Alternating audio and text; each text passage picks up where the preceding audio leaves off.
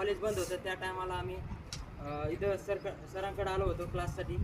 तर सरांकडे आम्ही क्लास लावले होते. तर आम्हाला तेव्हा काहीच कळत नव्हतं. आमची 10वी लॉकडाऊनमध्ये जाते. आता तो जसं म्हणला आम्हाला भरपूर कॉपी होता, आम्ही तर कॉपी नाही काहीच नाही.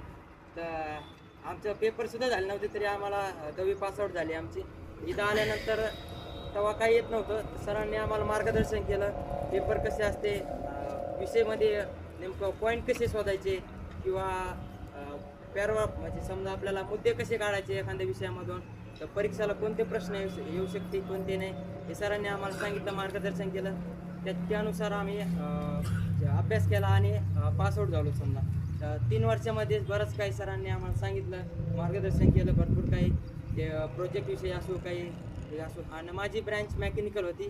तर प्रत्येकाला सांगतो की सरांचं ड्रॉइंग एक खूपच छान आहे आणि सर एक ना एक पॉईंट तुम्हाला समजून सांगते.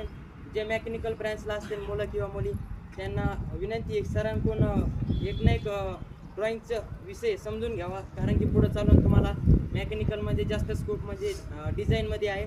आणि मी आता सध्या डिझाईन इंजिनियर म्हणून बजाज ऑटोमध्ये आहे सध्या. आता 2 दिवसा अगोदर मी NRB बेअरिंग्समध्ये संभाजीनगरच्या इंटरव्ह्यूला गेलो होतो. तिथं मी सध्या आता सरांनी जे सांगितलं होतं डिझाईनबद्दल, सरांच्या डिझाईनबद्दल आणि माझ्या एक्सपिरियन्सबद्दल, 1 वर्ष एक्सपिरियन्स आहे माझा डिझाईनचा. तर सरांनी जे शिकवलं होतं त्याचा मला भरपूर काही फायदा झाला.